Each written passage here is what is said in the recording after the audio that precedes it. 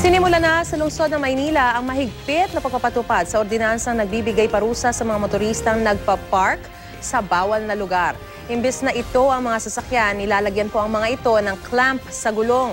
Natatanggalin lamang kapag nabayaran na ang 900 pisong multa. Balitang hatid ni Ivan Mayrina. Ang no parking sign na marahil ang isa sa mga pinakadinededmang babala sa lungsod ng Maynila. Kung saan pa man din may no parking sign, doon pa walang pakundangan ng ilang motorista kung pumarada. Pero naghigpit na ang lungsod ng Maynila. Sa Padre Faura, ilang sasakyan na agad nasampulan. Hindi pinatawad ang mga empleyado ng Korte Suprema o mga piskal ng katabing Department of Justice. Wala po tayong pinipili, tulad nga po na sinasabi ni Pangulong Mayor Joseph P. Estrada na kahit humahuli ang kamag-anak nila o anak niya o asawa niya basta nagkamali sa batas trapiko, hulihin po. Bumaghapon ilang mga sasakyan pang nakitang wala sa ayos ang parada. 900 pesos ang multa, maliban pa sa abala. Kailangan kasi itong bayaran sa City Hall, tsaka palang makukuhang susi ng padlock ng tire clamp para puntahan ang nakalak na sasakyan. Wala na akong towing pero ano daw? Clamping.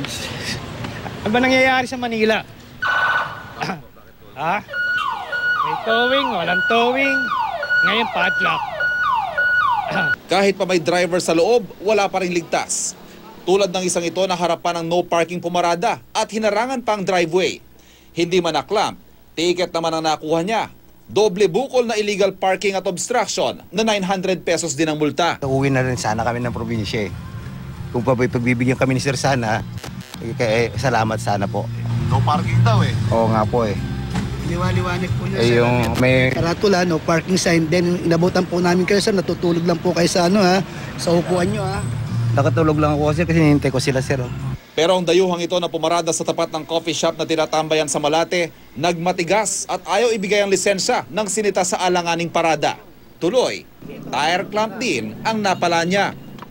Ang clamp na ito hindi basta-bastang natatanggal.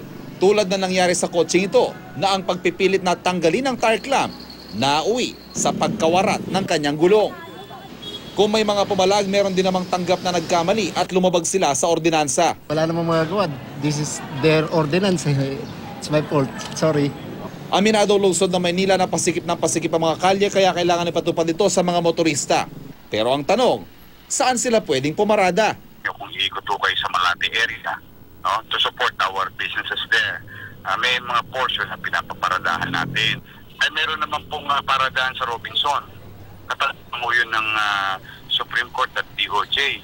May mga private parkings naman, may mga open spaces na nag-o-overbed ng parking. Ang tire clamping ay pinalit sa sinuspending mga towing service sa lungsod dahil daw sa mga reklamo ng pang-aabuso. May ordinansa kaugnay nito na inaprobahan noon pang 2005 sa panahon ni Manila Mayor Lito Atienza. Inaasahang sa pamamagitan nito, maiibsan kahit papano ang traffic na dulot ng mga kaliwat ka ng construction sa mga kalye at tulay sa lungsod. Ivan Mayrina, GMA News.